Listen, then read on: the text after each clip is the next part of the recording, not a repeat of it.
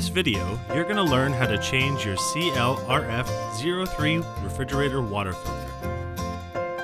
Before you replace the water filter in your refrigerator, make sure the ice maker is turned off. Slowly turn the old cartridge counterclockwise or to the left a quarter of the way and remove it. Open the new filter cartridge from its packaging and remove the white protective cap.